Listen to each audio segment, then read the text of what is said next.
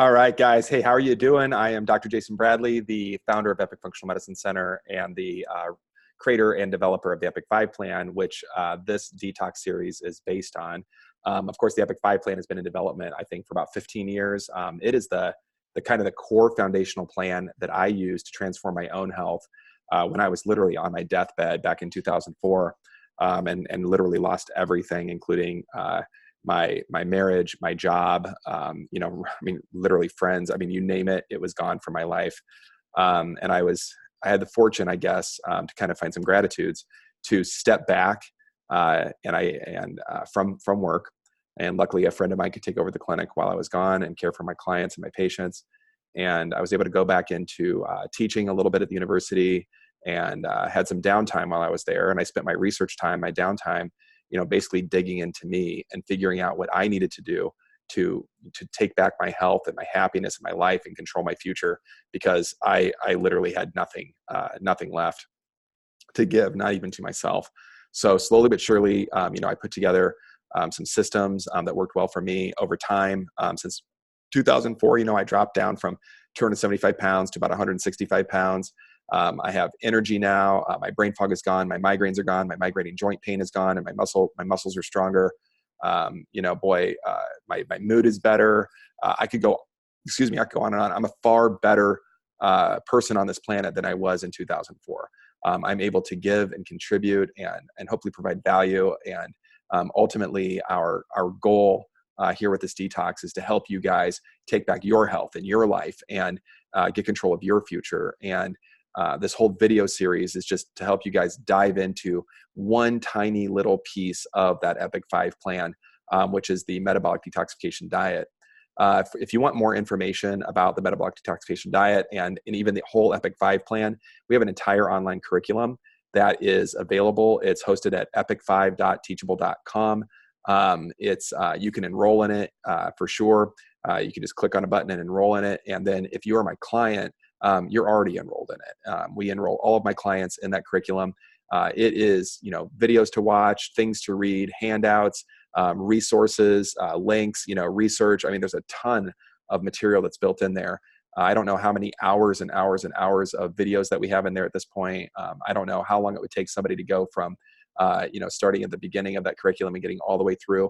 But there's a ton of valuable information in there that we've been using, like I said, myself in the last 15, 16 years for myself, honing, tweaking, and tightening, and making it the best program that we could to help people, get their health back.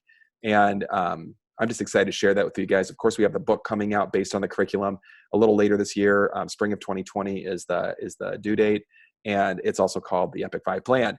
And it's a condensed version of the curriculum, but also laid out in a different format. And there's also some new information that's in there as well. So I'll certainly be sharing that with you guys as that comes out. Today is day 11 or 10. I'd have to count. Let's see. Today is day 11 of our detox, our 21-day detox program that I'm leading you guys through. I'm pretty excited. Our Epic 5 plan community, a free group on Facebook, has, I think, over 300 members. I'm not sure the exact number right now. It seems to grow every single day. We started out with 0 not too long ago. So I'm pretty excited that it's grown to a few hundred people. It is free to join. All of these videos, of course, are sequenced there in the thread, as well as commentary on diets and recipes and everything that could be metabolic detoxification oriented. I've been doing these video series trying to dig in a little bit more on maybe some of the more nuanced aspects, and then also some of the more sciencey aspects of what's going on with detoxification. As you guys know, our whole detox program is not based at all on any type of product. It's not based on fads. It's not based on buy this thing and take these these liver tinctures and you're going to feel a whole lot better. This is about transforming your diet, laying down a foundational diet that is sustainable, that you can have access to every day, everywhere, no matter if you're at home or going out to eat or, literally in Timbuktu. We want to give you strategies that you can implement every single day to help your body be as healthy as possible, as quickly as possible, and also, in this particular instance, keep those detox channels, those channels of biotransformation that occur in the liver, to keep those channels open and supported. And so we're going to be digging into that today. Yesterday, I jumped in and tried to do half of this video, and for whatever reason, Zoom wasn't working, and I couldn't share my screen. And so today, what I thought I would do is kind of do a quick repeat of yesterday. I'm not going to spend 30 minutes on it like we did yesterday. I'm just going to do a quick little repeat of the basics of detoxification, what it is, and just some key pieces there. And then today we're going to jump into the very much more deeper aspects of metabolic detoxification, taking a look at those phase 2. This will make more sense when I cover phase 1. But phase 2 pathways: sulfonation, glucuronidation, methylation, conjugation, and acetylation. I know those were kind of big words. I had to look at my own notes for that because otherwise I would forget what they are in that order. So we're going to chat about those things, why they're important to the body, why it's important to basically be continuing with detox, and also why, while this metabolic detoxification program is awesome and really is going to feed your body with the nutrients that it needs, there are a lot of other aspects that I would recommend working with a functional medicine doctor, and certainly digging in a little bit deeper for your own health. And again, I'll be covering this as deeply as I can. I've got about, still about 40 minutes left of time that I can dedicate to this video. If for some reason we need to pick it up tomorrow, I'll pick it up tomorrow at noon. So again, daily noon webinars, at least Tuesday through Friday, ongoing. If I can squeeze in a Monday, I certainly will. But Tuesday through Friday ongoing. We're going to pick that up again next week and through the 21 days. And if it keeps going well, I'll just keep doing them. I like your guys' feedback. It's very encouraging to me. My entire job, my entire goal on this planet is to help empower, inform, and educate the masses to be as healthy as possible, as quickly as possible, to take back their health, their happiness, their life, and take control of their future, and not have random things happen to them with health. We have control over about 90% of our health. There, of course, are going to be acts of God, but the literature is very clear. At least 90%, even with genetics, at least 90% of our health is dictated by the choices that we make. And if we don't know what choices to make, we're going to continue to make the wrong choices. So my job is just to help you guys and empower you guys. In fact, EPIC is an acronym that stands for empowering the person to impact the community. I want every one of you guys to be an exemplar in the community. I want every one of you guys to have the go-to person where people are asking, what the heck are you doing? You look great. You clearly are feeling great. I want to look and feel like you. What do I need to do? And I want you guys to be able to say, you know what, I did a great, I call it the no detox, right? The no product detox. And I'm eating this way, and I'm working with a functional medicine doctor, and it's transformed my life. Because then you can plant that seed, and then that person can be helped, and then they can, get their health transformed, and they can be a brighter light, and then they can tell other people, and then they can be a brighter light.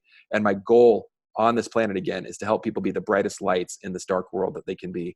We live in a dark planet right now. It's a dark state of affairs worldwide, and I just want us all to shine at the best that we can. So I'm going to jump right in, guys. Today I'm going to be sharing my screen a little bit, so let's see how I do. Perfect. Great. Awesome.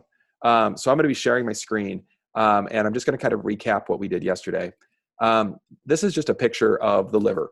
And when we think about detoxification, we do think about the liver quite a bit. But you'll notice that even on this screen, it talks about things like the stool or the GI. We're going to talk a little bit more about that today. Certainly the kidneys and urine.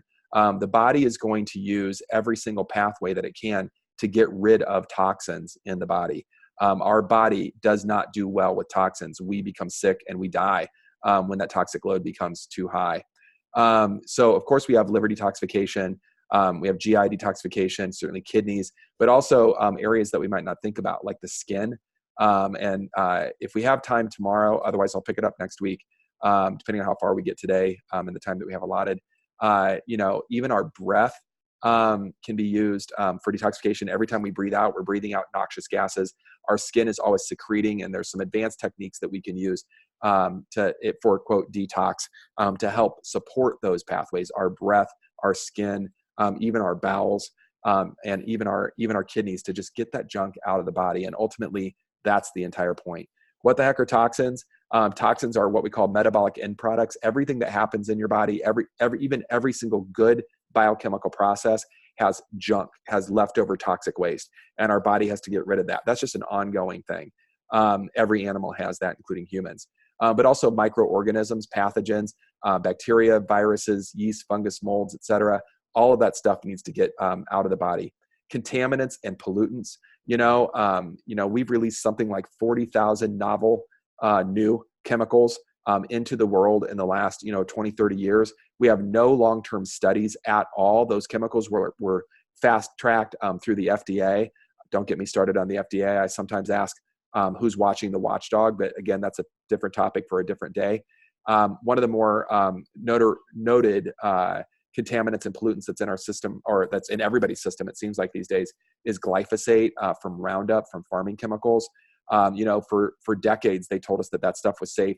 Of course, those of us that understand detoxification pathways knew it wasn't, and we would say this is going to cause problems. And certainly, as we saw last year, multi-million-dollar lawsuits now being awarded to folks that have developed cancer from that. And yet, our own U.S. government still allows it to be sprayed on all of our crops. So it contaminates our food, our water supply, our air.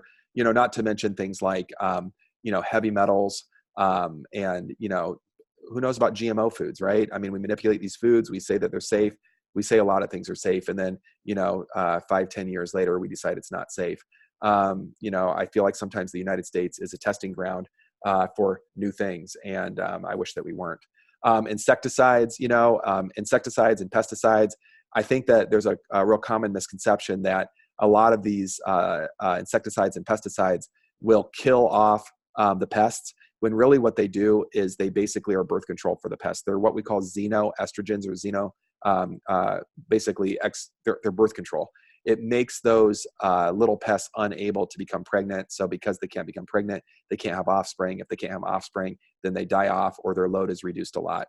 And again, we're going to talk a little bit about those xenoestrogens and the effect on the body today as we get deeper and deeper into, or tomorrow, again, depending on how much time we have, deeper and deeper into the detoxification pathways. Food additives, I think that, everybody knows that food additives are a problem. They can be anything from food colorings to just man-made chemicals to preserve shelf life. We know that these things affect not only toxicity in the body, but a lot of them are neurological disruptors, endocrine or hormone disruptors, certainly immunological disruptors causing inflammation and even triggering autoimmunity. We have, some correlation between food additives and mental health, and brain health in general. I'm actually speaking on autism and the relationship to food additives in a day sponsored all about autism by one of our local Farm Bureau agents, and I'm going to be one of the keynote speakers speaking about autism and the environmental causalities and what we can do to reduce those causalities and maybe even help some kids that have been diagnosed. So again, food additives, drugs. We're going to be talking a lot about drugs and how they work in the detox pathway today. I didn't talk too much about that yesterday, just kind of gave it lip service. And then certainly alcohol. We all know that alcohol causes issues with the liver, things like cirrhosis. But one of the sadder pieces, we have something called non-alcoholic fatty liver disease, NAFLD, that is prevalent in the United States. We're seeing it in children. Basically, it's cirrhosis of the liver that's not related to alcohol, causing all of the same problems. That is 100% driven by the foods that we eat. So again, it mostly, I guess, let me say this, 95%. 5% of the time, there could be some type of actual liver disease, hepatitis, something like that. But nonetheless, these are the toxins that our body has to contend with, and we're going to want to contend with that. As you can see, toxins, float through the bloodstream. They go into the liver. They go through something called phase 1 detoxification. Phase 1's job is to take these toxins and make them all water soluble. We're going to talk about the nutrients that are involved there and the way the body does that here in a second. But making them water soluble, they pass into something called phase 2. And in phase 2, we start to excrete them then. They're passed back into the bloodstream and excreted through the urine. They're passed into the digestive tract and excreted via the fecal matter. Certainly can be sweated out through the skin and certainly breathed out in those gases again as we breathe. So again, we got to transform these toxins that are usually not water soluble into water soluble compounds. That's the job of detoxification. So when we're talking about metabolic detoxification, what we're really talking about is getting junk out of the body in a very scientific method, not just some hippy dippy stuff where we're talking about, oh, detox, and I'm detoxing right now. The saddest thing to me is that this is a primary organ function. It is necessary for life and vitality. Everybody that's gone through any type of medical school knows this, but if you talk to your general practitioner, they will tell you nothing about detoxing. In fact, they'll kind of roll their eyes and be like, oh, you're one of those hippie freaks that's following Gwyneth Paltrow and doing a detox. And the saddest thing is, if they would just open up their Physiology 101 books, low level, entry level, first year medical school, entry level physiology, and applied physiology, and they would remember what they've already been taught, which is that if you don't detox, you're going to die or you're going to be very sick. So again, that's where we are with that. I'm hoping that this window pulls up, and I think what I'm going to do is actually stop sharing my screen and go to my next slide, because I had some issues with Zoom last couple days. Oops, that's the same slide. Oh, let me try this. There we go. I'm hoping that you guys can see this. And I'm going to see if you can. I'm going to do that one more time.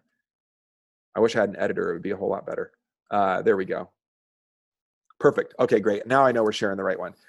So taking that a little bit further, again, those basically fat-soluble toxins need to be converted to water-soluble. And in phase 1, it goes through a certain series of enzymes called the Cytochrome P450 series.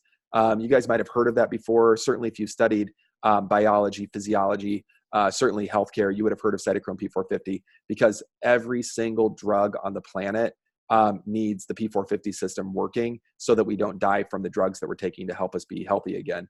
And again, you guys have heard me say this before, there is no drug on the planet that is going to restore your health.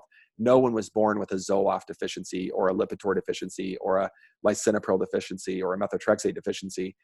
Guys, we're just using drugs to mask your symptoms. And every time we put drugs into your body, the body needs to detox it, and we're robbing your body of nutrients. There's a time and a place for everything, certainly in critical care, acute care. I know that drugs have saved my life and saved the lives of my loved ones before. But, at the same time, we want to use those sparingly and for a very short period of time, as short as we can. And a good doctor will always be working with you to get you off of the medication. Sir William Osler, one of the founders of Johns Hopkins University, Dr. Osler said, I'm going to paraphrase because I'm not going to get it right. But the first job of the physician is to educate the masses to not take medicine. And again, that doesn't mean there's not a time and a place for medicine. It just means we got to educate people on how to not need that medication. So nonetheless, in phase 1, we go through oxidation, reduction, hydrolysis, hydration, dehalogenation. And basically, there's a few things that we need for phase 1. Some nutrients, some B vitamins that are going to be found in basically meats. So animal products, eggs, duck eggs, chicken eggs, red meat, poultry, certainly fish and shellfish, also going to be found in greens. But B vitamins are key, and you're going to hear that coming up all of the time. Glutathione. Glutathione is found primarily in cruciferous vegetables, and you'll hear that again today as we dig in a little bit more deeply. And flavonoids, which are going to be plant chemicals from colored foods, colored vegetables. I like berries because they're low in the glycemic index, meaning that they're low in sugar, but they taste sweet and they're full of flavonoids. But so are carrots and sweet potatoes and those types of things, which is why in the Epic 5 plan, we have those foods built into the metabolic detoxification diet, which you're doing right now. Those toxins move into phase 2, and we go into, and we're going to talk about all these things today: sulfation, glucuronidation, glutathione conjugation, acetylation, amino acid conjugation, and methylation. Really big words. We're going to break those down and understand what they mean today. And again, nutrients that are needed there are going to be some of the protein-based amino acids like methionine, cysteine, glycine, taurine, glutamine, choline from fat. We're going to need those types of foods again. So just kind of ditto on the foods that I said before. The B vitamins, again, ditto on the foods I said before. You'll see glutathione is listed there again, cruciferous vegetables. Vitamin C, again, is going to be found in colorful vegetables, but also and berries, but also really in any fruits and vegetables. But again, we want to keep the sugar load down. So again, diet becomes key. And if we start tracking these nutrients, which we do with our private clients when we run blood work, we start to see massive deficiencies in a lot of these nutrients. And again, what's cool about functional medicine is we can actually test our clients and do highly personalized medicine to address their personal chemical needs, so that we can say, instead of like, you need 28,000 different supplements, we can say, hey, you know what you need is one or two things, and here's the foods that are high in those things. Let's take those supplements, those nutrients for a little bit, eat those foods, check where you are in 3 to 6 months. And if you don't need any more, start either coming off or go off of those supplements, those nutrients, and just keep eating those foods. I love that. And again, once we convert those fat-soluble toxins into water-soluble waste, we can go ahead and eliminate that via the urine, the fecal matter, sweat, breath. And again, our whole body is designed to just keep detoxing. So again, that kind of took it just a little bit further. I'm going to stop sharing this screen. Actually, I'm going to change. Here we are, to consequences. Perfect. I don't know if you guys can see this again, so I'm just going to keep swapping back to where we are and making sure that we're on the right screen. I had some issues again yesterday, but you can see that as we keep breaking this down biochemically, this isn't hippy-dippy medicine. This is just biochemistry. The problem is, and I mean this out of love for my general practice, primary care colleagues, even our ologists, of all the ologies, endocrinology, cardiology, neurology, gastroenterology, all the ologists and all of the practicing, orthopedists and podiatrists and chiropractic doctors and naturopathic doctors and all that. We've learned all of this stuff. We've gone through this, but really we just kind of memorize it for boards questions. And then we forget it, right? And we start focusing on what do we do for a living. And if you're, a medical doctor, you prescribe drugs. If you're a chiropractor, you adjust people. If you're a naturopathic doctor, you prescribe herbs. If you're an acupuncturist, you put needles in people, right? And we forget biochemistry. And it's really sad to me because a good provider needs to understand human physiology, biochemistry, genetics, nutritional medicine, all the ologies, and be the best ologist of all the ologies and the specialist in all those fields. And again, that's what I love about functional medicine, is that it takes all of that and makes the doctor get proficient in everything. Now, I want to be clear that not all functional medicine doctors are created equally. There are only 1,200 or so, might be 1,203, but there are roughly 1,200 actual board certified functional medicine doctors in the whole world. So there's not very many of us. The problem with functional medicine is that we're a new profession. We're a new specialty in medicine, and our board is established, and we do have board certification. But before we had that, a lot of people jumped on the bandwagon because they knew that you guys were looking for root cause medicine, et cetera, et cetera, et cetera. And they just started calling themselves functional medicine doctors. And again, there's no laws to prevent that right now. We are changing those laws so that you guys can be protected. But please make sure that you're working with a board certified functional medicine doctor. The board is at ifm.org. You can look in your state, in your region, even around the world, and it will tell you the practitioners that are either members of that society, and then it will also tell you who's board certified. The board certified people have the initials after the name IFMCP. So again, they're certified practitioners, and that's what that means. So again, make sure that you're working with a board certified functional medicine doctor so that you're not being, I don't know, I'm going to leave that alone. Just make sure you work with a board certified doctor. Nonetheless, diving in kind of to the third layer here and summing up from where we were yesterday, you can see those phase one. We talked about this already. But what I like about this screen is that you see in phase one that it creates this thing called intermediary metabolites, right? So again, phase one, the job is to convert these fat-soluble materials into water-soluble waste so that we can eliminate it again via the fecal matter, urine, breath, sweat, etc. And here's the problem. If phase two isn't working the way that we want, okay, now there's a number of reasons phase two detoxification may not be working the way that we want. Maybe you're deficient in nutrients. We're going to get into this a little bit more here in a minute. Maybe you're deficient in, maybe you're having a digestive problem. We're going to look at how digestion is related to this. Maybe you don't have enough probiotics in your gut. And again, that could be related to this. Maybe you're under a toxic deluge and our body is just inundated and overloaded with toxins. And again, if phase two is overwhelmed, what happens with phase one is that it will still attempt to move the toxins into phase two. But instead what happens is phase two says, hey man, I can't do it. And those toxic intermediaries, those toxic middle chemicals just get put right back into the bloodstream. And again, a couple things happen. You can see, I think you can see my cursor. The first thing that happens is these things become reactive oxygen intermediates, sometimes called reactive oxygen species or ROSs. Those reactive oxygen species go to the tissues and cause what's called secondary tissue damage. So they cause inflammation, they cause tissues not to work, organs not to work, biochemical pathways not to work, our DNA not to work. We can't produce energy. We can't, it really starts shutting down the system. And again, for most people, this isn't like a, overnight the light switch got turned off and all of a sudden you're sick. This is a slow accumulation, or what we call bioaccumulation of toxins, that takes its toll over time. And over weeks, months, years, we just start feeling worse and worse. It's funny when you go to a regular doctor and they say things like, oh, that's just old age. That's a bunch of malarkey, to quote Joe Biden. Not trying to be political, I just like that word. Plus, I had a professor when I was an undergraduate, I kid you not, named Tucker Malarkey. What a great name. But anyway, it's a bunch of malarkey. It's a bunch of hooey. We can't understand why people age. We know that there is reactive oxygen species damage to our cells, to our DNA, to our tissues, to our organs, to our biochemical pathways. But we can't say for sure that if we did everything under the sun to protect our DNA, to protect our tissues, to protect our organs, to protect our biochemical pathways, that we would actually age like we think of. We also don't really, while we're on this topic, don't really understand death. We can explain a lot scientifically. We can certainly say this is why somebody died and have a cause of death. But a lot of times, unless it's an act of God, like somebody got smashed by a train, we don't really understand why one day the heart stops beating.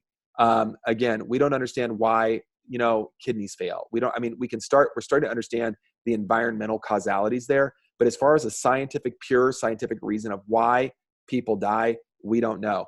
We do know that there is something called apoptosis. Apoptosis is the way that's spelled, which is programmed cell death. All that means is that the DNA that's inside of our cells, it has to open and close all the time to receive information and repair itself. And that's done through some enzymes called telomerase. And, we only have so many times that that DNA can open and close, right? So a lot of genetic research and longevity research is looking at, what if we didn't allow it to open? What if we slowed down telomerase so it didn't open and close as quickly? I think that we're starting to understand it a little bit more, and who knows where that's going to go. If you want to read my good friend James William Clement's book called The Switch, James is a genetic researcher, and I love that book. It's a New York Times bestseller. I highly recommend it.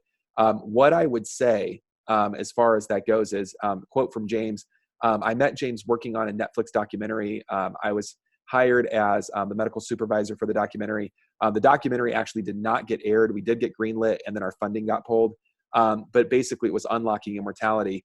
And James was in the early work of his book called The Switch, which just came out late last year, very late last year, almost early this year, and we're only in January. And James was working on research looking at something called mTOR, MTOR, which basically turns genes on and off, bad genes off, good genes on, and that's what we want. And basically saying that we are not programmed specifically by our genetic code.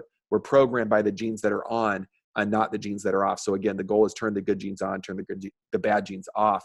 I love James's quote where he said, 10 years and $100 million in genetics research later, and I can tell you it's primarily driven by diet, nutrition, which is true. The more we learn about genetics, for the most part, the more we realize that we can make a nutritional medicine intervention. And some people just need more more nutrients in certain ways. As an example, I have a genetic polymorphism in my vitamin D receptors. I don't absorb vitamin D well. So I need to take copious amounts of vitamin D to bypass that problem with my vitamin D receptors. I take so much vitamin D that most people would be toxic and possibly even have renal failure with the amount of vitamin D that I take. But the amount that I take, which is 200,000 units a week, keeps me alive. It keeps my immune system running, keeps my inflammation in check, helps my hormones stay balanced. And I literally, when I check my blood levels, I stay right where I need to be. So again, we can get highly specific with what we need as far as nutrients go. And again, for most genetic polymorphisms or glitches, we can work around it.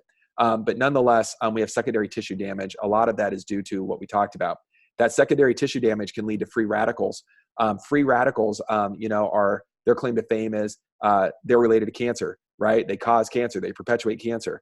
And really what we're saying in this picture is if we can keep our detox channels open, there's a high probability that we're going to be reducing free radical species and oxidative damage to the cells, meaning preventing cancer or possibly even reversing cancer. I can't say that the FDA is behind that statement, but the science is. Any textbook on biochemistry will tell you the same thing, even the ones they use at medical school. Again, it's just that we forget that stuff because there's so much information to learn. And when your job becomes, everything's a nail. If all you have is a hammer, everything starts to look like a nail. Everything needs a drug. Everything needs an adjustment. Everything needs an herb. Everything needs acupuncture. Everything needs biofeedback. And again, there's not one simple solution for health. Being healthy these days is a whole lot harder than being sick. And that's because of the society and the world that we live in. So again, this just took that a little bit further. And then today what I want to do is actually dive in just even a little bit deeper and take a look at each one of those pieces of the puzzle. Yeah, here we are. Perfect. And I'm going to bring this screen up. Hopefully, great. Oh, great. There we go. Fantastic. So again, kind of taking this even just a little bit further and getting you guys into a schematic. And again, you can see everything that we talked about, it just keeps getting expanded upon. And again, today what we're going to talk about is this list right here. Sulfation, glucuronidation, glutathione conjugation, acetylation, amino acid conjugation, and methylation. And I want you guys to know that there are ways to upregulate or improve each one of these pathways. And I'm going to tell you guys right now that a liver tincture or a detox tincture is not going to do it. Or some kind of shake that you're going to drink is not going to do it. It's just not going to happen. It's why when Rachel and I developed the no product detox, this metabolic detoxification that you guys are going through, that I'm going through with you right now, it's why we have no products built into it. I will let you guys know, for full transparency, even as short as 5 years ago, I was promoting detoxification products because I believed that that was the solution. But I saw that my patients that actually approach this with a less is more attitude, what's the least I can do to have the best outcomes?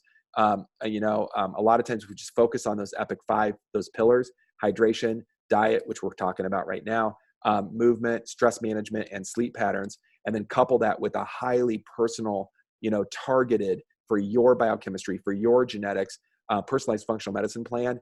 We see nothing short of miracles. We see, in fact, lifelong autoimmunities.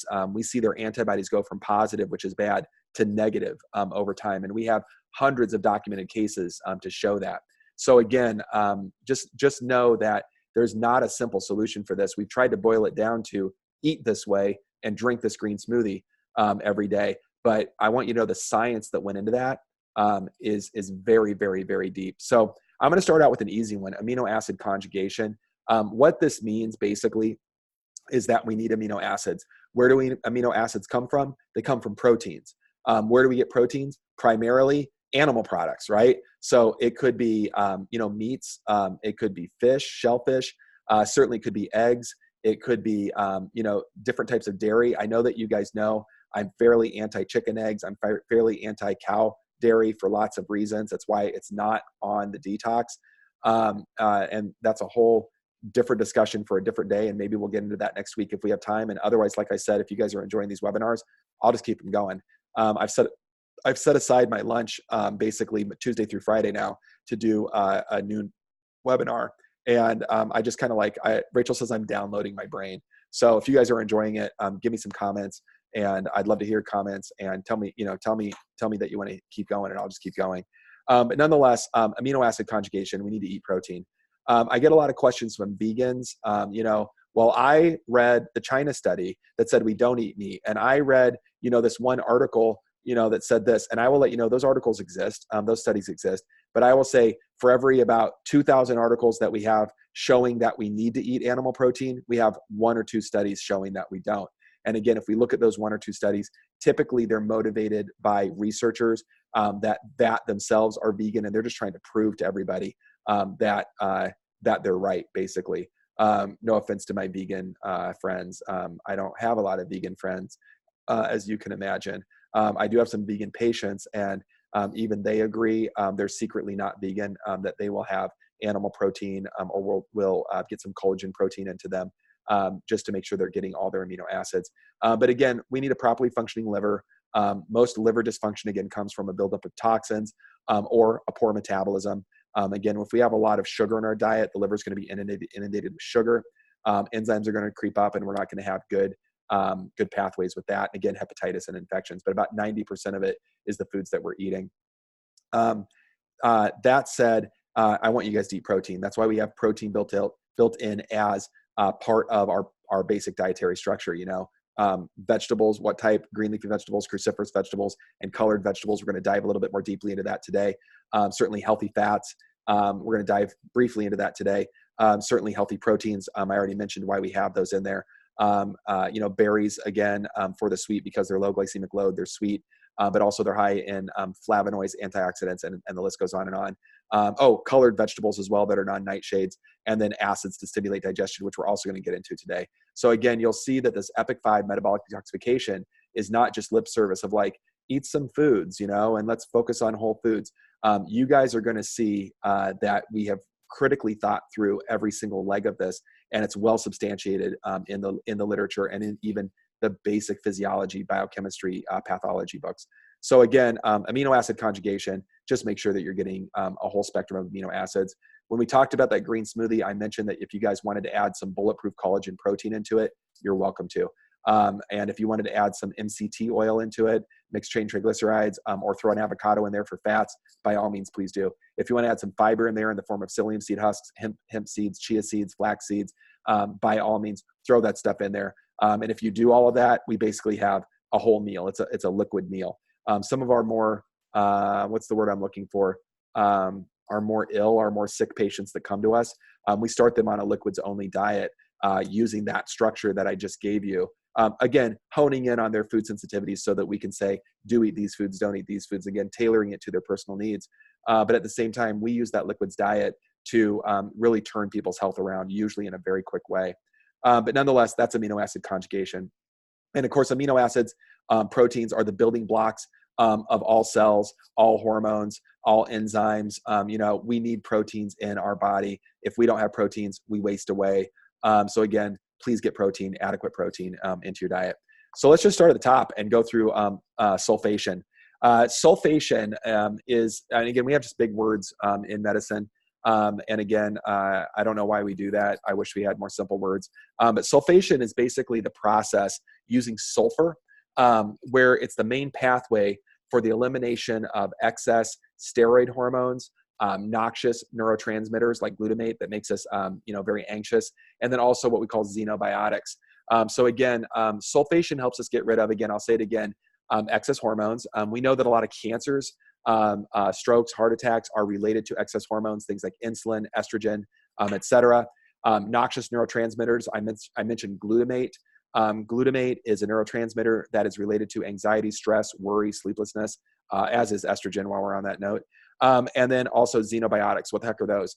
Xenobiotics are antibiotics, right? Drugs that we use to kill other things in our body, right? So if we don't have a good sulfation pathway, we are not getting rid of excess hormones that are causing inflammation, autoimmunity, strokes, heart attacks, cancers, stress, worry. I mean, all of this stuff, right?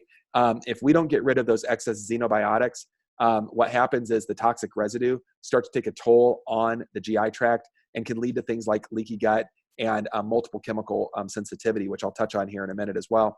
And again, I mentioned that sulfation is dependent on sulfur. So of course, the foods that we want you guys eating are going to be sulfur-rich foods. What are those sulfur-rich foods? Those sulfur-rich foods are primarily foods in the allium family. Things like garlic and onions and chives and leeks. So again, in that Epic 5 plan, we've built that stuff in for you guys. And we want you guys using that. You'll notice that when I'm posting, on the Epic 5 plan community, when I'm like, here's what's for dinner tonight, you'll notice that there's garlic and onions in a lot of things that we eat. And we rotate. I don't have garlic every night. You can develop sensitivities to foods that you have every day. I don't have the same type of onion every day. Sometimes they're green onions, chives, again, sometimes red onions, yellow onions, white onions. We mix things around quite a bit at our house.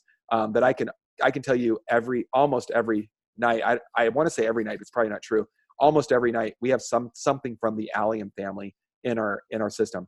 I'm not really good with leeks, but I'm going to look at some. I've never made anything with leeks, I'll be honest with you. But I'm going to look at something maybe over the weekend and see what I can do and post that. So again, sulfation is used to eliminate excess hormones that can cause all sorts of damage in the body, excess noxious neurotransmitters that can cause stress, anxiety, worry, sleeplessness, and then also those xenobiotics that can wreak havoc on the beneficial bacteria in the gut, wreak havoc on the walls of the intestine and cause that leaky gut. So again, allium is your friend there. Actually, the chemical is called allicin, ALLICIN, allicin from the allium family. Again, garlic, leeks, chives, onions of any sort. There's some other foods as well, but those are the big ones. The second one on the list here is glucuronidation, where we're actually using an enzyme called glucuronidase to get rid of stuff. Glucuronidation is the pathway for most drugs that we take in our body. So again, if you've been prescribed a medication, your body needs glucuronidation to work. Not to mention that your body, again, when we take those drugs, your body is being robbed of nutrients. 100% of every drug that we can prescribe, I'll say it again, every drug, 100% of every drug requires very specific nutrients. Example, statin drugs that we use to lower cholesterol require CoQ10 or ubiquinone, ubiquitous hormone, ubiquinone, CoQ10. It absolutely requires that. And if you don't have enough CoQ10 in your body, taking that statin drug over years to lower cholesterol will start breaking down your muscles. That's why there's a black label warning on that drug that says, if you're experiencing muscle soreness, muscle weakness, you need to contact your doctor and pharmacist immediately because you might be having a condition called rhabdomyolysis or pathological muscle breakdown because your body is looking for that CoQ10. And guess which muscle stores the most CoQ10? It's your heart muscle. So yeah, it's breaking down your skeletal muscles and you're feeling pain, but it's breaking down your heart muscle, actually making you more at risk of some type of cardiac event, which I find highly ironic that we take statin drugs to prevent cardiac events, and yet they're dependent on a drug, on a nutrient, CoQ10, that's stored in the heart. I was lecturing at the medical school not too many years ago on this exact subject, and one of the residents said, hey, Dr. Bradley, if that drug requires CoQ10, why don't they just make a drug, the statin drug with CoQ10 in it? I don't know. It's a great idea. It's $1 billion idea for somebody. And she said, and also, why don't they talk about this in our pharmacology classes? And I said, I don't know. That's a great question for pharmacology. At the end of my lecture, that particular day lecture, guy came in, slammed his material down on the other podium on the lectern, and clearly was upset. And I said, hey, man, you having a rough day? And he said, you know what? I'll thank you very much for saying that. I'm pharmacology. I'm going to have to deal with all of this now. And I thought it was interesting. He was very upset with me. But the reality is, in our pharmacology classes in medical schools or naturopathy classes, they don't talk about, even with herbs need nutrients to work. Herbs are botanical medicines. They still need herbs to work. And there isn't a lot of lip service given to this. The only people that really understand this are going to be people in functional medicine or kind of some high level nutritional medicine. And I do not mean dietitians. So again, make sure you're working with the right people that understand this. We have a list of, if you're taking this drug, we need to increase this nutrient until proven otherwise, with all of our clients that we use, that are my wonderful and esteemed internationally certified health coach, Dan Tribley, created for us. And I'm very proud to be working with him. That man's a genius. He's my research assistant. He's our lead health coach. He's just a great guy. Anyway, those of you that know Dan know who I'm talking about. So nonetheless, it's the main pathway to get rid of most drugs, and also hormones are involved here again. So we've had hormones come up in sulfation and also glucuronidation. Glucuronidation is related to getting rid of things like xenoestrogens, PCBs, dioxins, BPAs, bisphenol A's. A lot of people don't realize that BPA, remember that big thing where it's like, don't get BPA in your water flasks, right? So your water bottle, get BPA free. BPA is what we call a plasticizer, but it was originally developed to be an estrogen. It was originally developed as a hormone replacement therapy. We found out that when the studies that we were doing, BPA was killing too many animals and too many people. So we said, well, we can't use it as a drug anymore. Let's just line all water bottles with it, right? That'll be safe. And again, it's ridiculous. And I don't know how that stuff happens. And again, where is our FDA watching out for us? Second time I've had to say that today. But again, it's problematic. Our body needs to get rid of xenoestrogens. Again, xenoestrogens and high estrogen loads are related to strokes, heart attacks, cancers, inflammation, autoimmunity, stress, anxiety, worry, sleeplessness, weight gain or weight loss resistance. I mean, the list goes on and on and on here. And again, we got to get rid of that stuff. And it's going to be dependent on glucuronidation, which is a liver pathway, but there's a little bit more to the story here. This is why glucuronidation is upset by things like grapefruit juice, right? So as is that whole phase 1 cytochrome P450. Grapefruit juice in particular actually lowers cytochrome P450 activity as well as glucuronidation. And this is why with some medications, they will say things like, if you're taking this medicine, do not even drink grapefruit juice, do not eat grapefruits.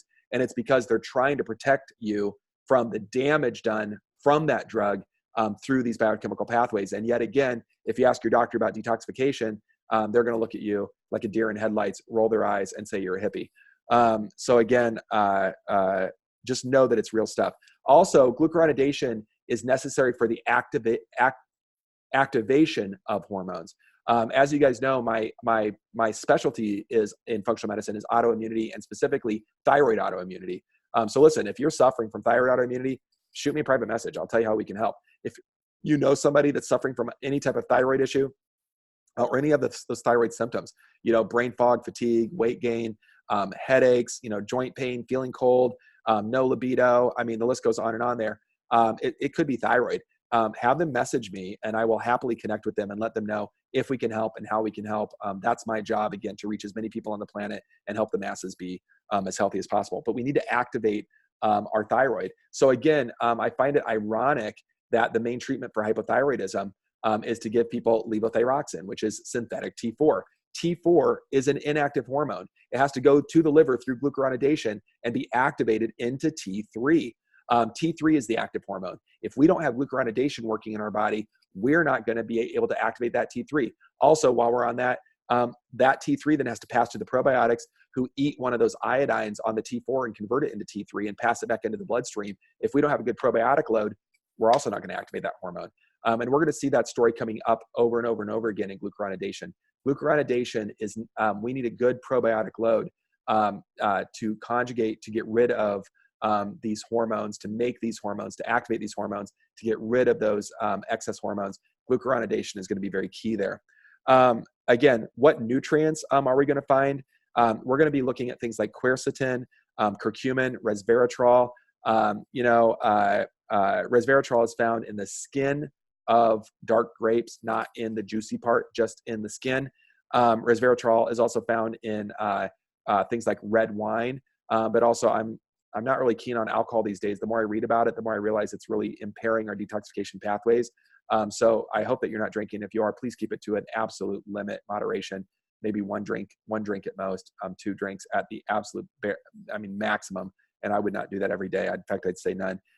This is where milk thistle comes in and things like grapeseed extract, where you guys can read about that and like, oh, I'm taking milk thistle for my detox. Well, it helps one little part of glucuronidation. But you can see this is a very complicated pathway, and you can take all the milk thistle in the world and it's not going to fix it. You can take all the medicine in the world to try to fix this, and it's only going to make it more impaired because, again, medicines require nutrients, and nutrients drive detoxification. Also, probiotics again, healthy balance with the microbiome is necessary for full glucuronidation. If we don't have the right healthy microbiome, we're going to find that we're high in a chemical called beta-glucuronidase. Beta-glucuronidase in the GI tract, even if we're fortunate enough to pass those excess hormones like estrogen, insulin that cause all sorts of damage, strokes, heart attacks, cancers, inflammation. I mentioned all that stuff before. When we don't have the right probiotics, all that happens is those hormones pass into the gut. The bad dysbiotic pathogenic bacteria, or if we don't have enough good bacteria, will create an enzyme called beta-glucuronidase attached to that hormone that we're trying to get rid of, and put it back in the bloodstream. So again, we need a good probiotic load. We check probiotic load with every single client at least annually. It's one of the first things that we do. And I will tell you right now, having done this for 20 years, I don't care if you're taking probiotics, you probably don't have enough in your system. In fact, I'm not really a probiotic, capsule powder type of person, although I do use those when necessary. I much more eat fermented food, and that's a different topic for a different day. But nonetheless, we need good probiotic load. Good. I think I talked about glucuronidation. So again, the big thing, get rid of drugs and then activating hormones, and then still involved with getting rid of excess hormones. We got to have a good probiotic load as well, or it's not going to work. The third thing is methylation. Methylation, we had one of you guys said in our Epic 5 group, can you talk a little about methylation? Methylation is interesting. When people think about methylation, because it's kind of hot on the press, if you've heard of it at all, you've probably come across something called the MTHFR gene, methyl tetrahydrofolate reductase, or sometimes called the mother effer gene or the mother effer enzyme, because MTHFR looks like a bad word. And that's true. That is part of methylation. There are about 40% of the population that have genetic polymorphisms in what's called CYP677T and the A1298C genes. I mean, that is just true. About 40% of the population has a problem with that, and they cannot methylate. They just cannot do it well. And if we can't methylate, we genuinely are going to be struggling dealing with energy production, cellular repair, brain health, heart health, and then again, detoxification. Methylation kind of drives the rest of the body. So it's part of detoxification, but it's kind of driving the rest of it as well, if you will. And if you can't methylate, you're not going to detox. But again, there's so much more to methylation than just whether or not you're positive or negative with that genetic test, right? Of course, methylation, I should let you know, is driven by B complex nutrients, primarily B6, B9, or folate, and then B12, B6, B9, B12. Those are the three. And ultimately, with methylation, if you have that genetic SNP, our bodies can't utilize the normal versions of B6, B9, B12, and we actually have to medicate those people with what we call methylated versions of B6, B9, B12. Instead of, as an example, B6, pyridoxine, we would give pyridoxal 5-phosphate. Instead of folic acid or folate for B9, we would give methyl tetrahydrofolate or formal tetrahydrofolate, both of those. Instead of B12, cyanocobalamin, we would give methylcobalamin. Again, these are special derived nutrients to bypass that genetic glitch. I talked to you earlier that we can bypass these things, but those people would need to take those specific nutrients with the F word, which is forever. Right now, we don't have a way to fix those genes. They're working on it, probably the end of humanity when we start manipulating genes in that way. But nonetheless, that's where we are with that. But in addition to the genes, our body, regardless, needs those nutrients, B6, B9, B12. And again, we're going to get those from foods high in the B complex. I mentioned those earlier, but those are going to range anywhere from meat products and eggs, dairy, although again, chicken, eggs, and cow dairy, I'm not very keen on. Shellfish would be great too. I should have said that as well. Green leafy vegetables, cruciferous vegetables, colored vegetables. Again, we're going to get a lot of B vitamins from there, but really B vitamins are going to be derived from animal products for the most part with what we're talking about right now.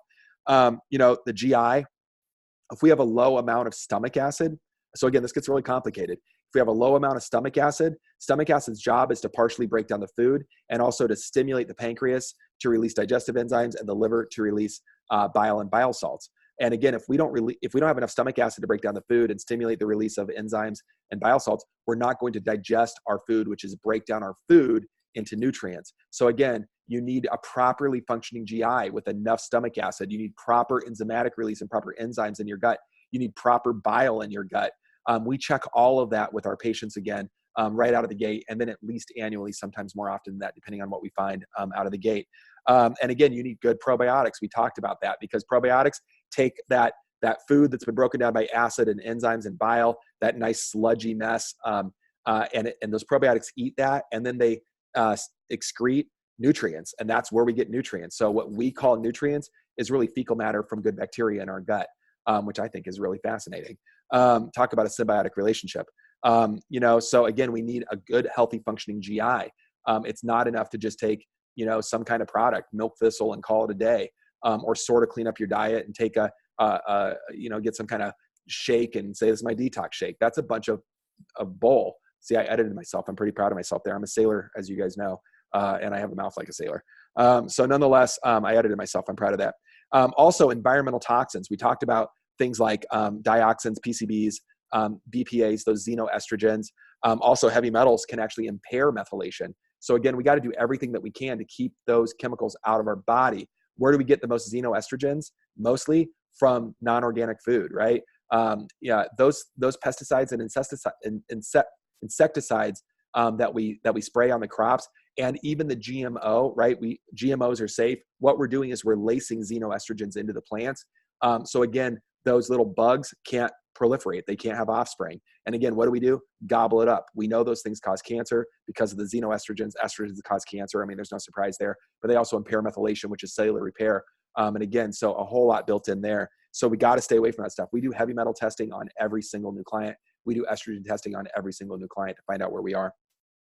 Medications, including a couple of big ones. All medications impair methylation, but a couple of big ones really do. Birth control pills, oral birth control pills. Bad news bears, man. Also, metformin, the #1 drug of choice for diabetics, type 2 diabetics. And again, I want to emphasize that there are many forms of birth control that are not hormonal.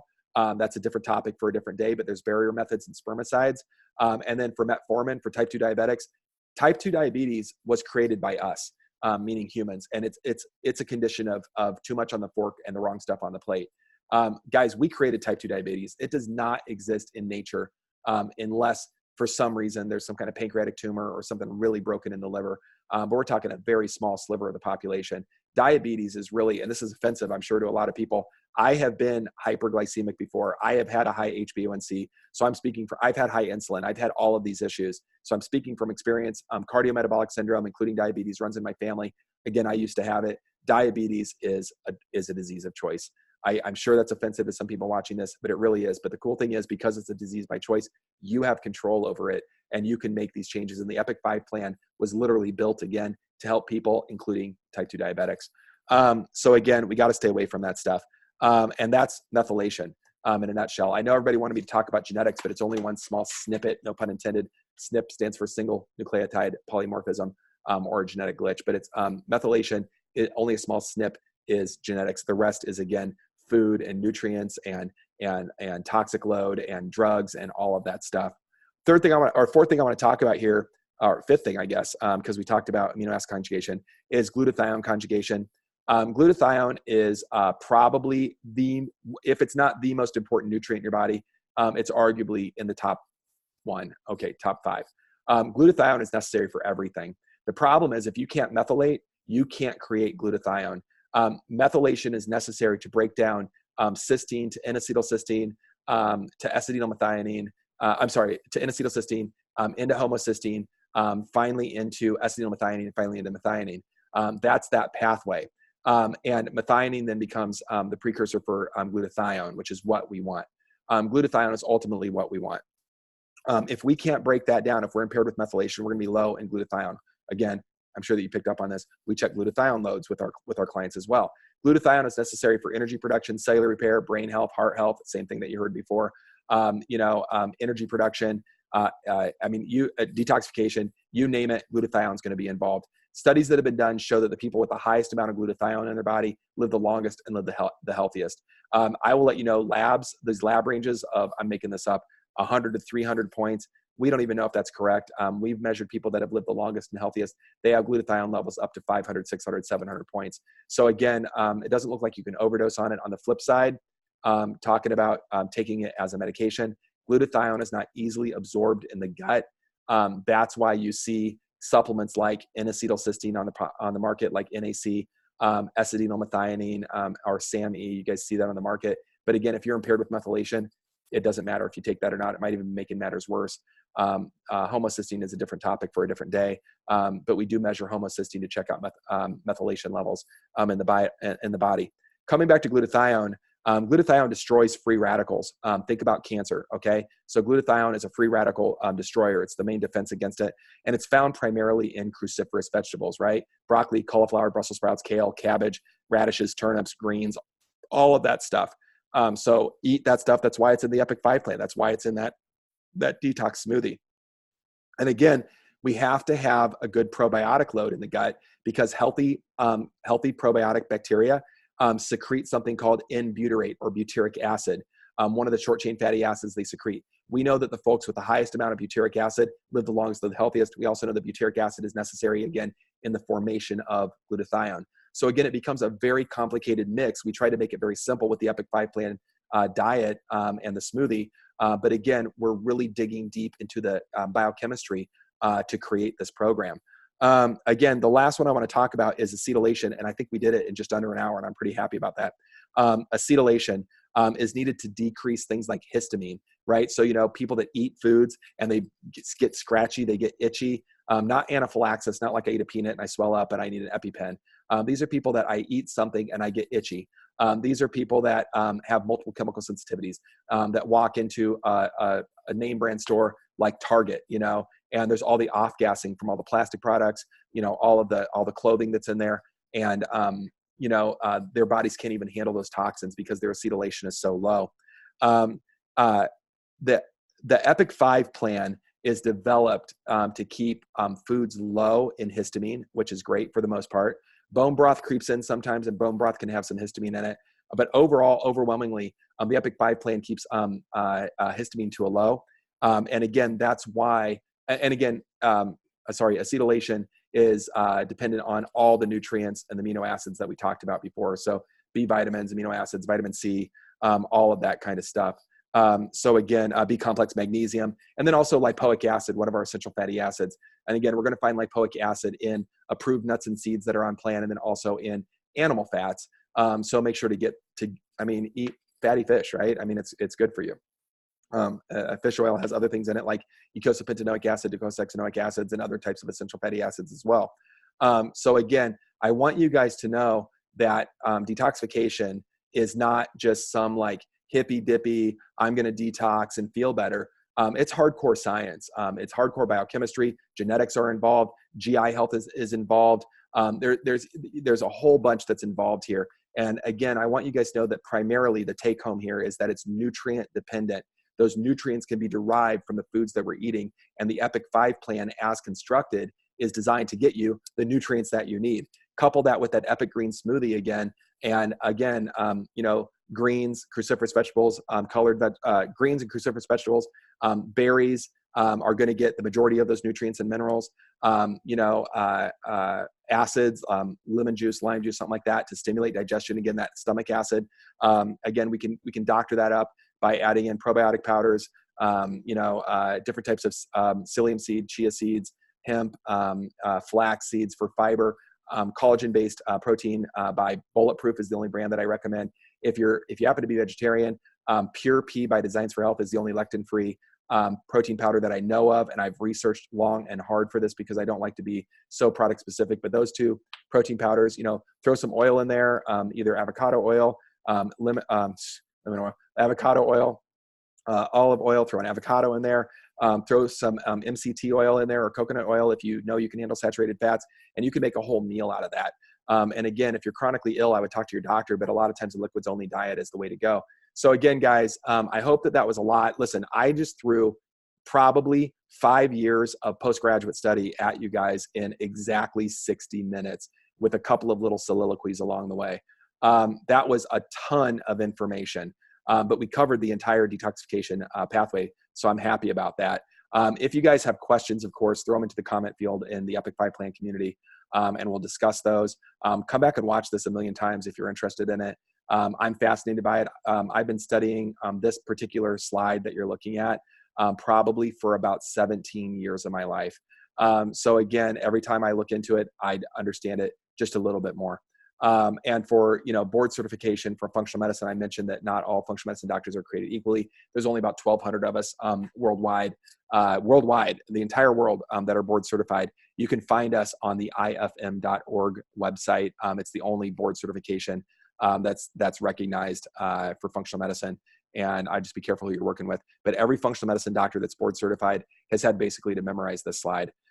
Took me 17 years to even understand it at the level that I gave you. And maybe a little bit more. But again, it's a very complicated pathway.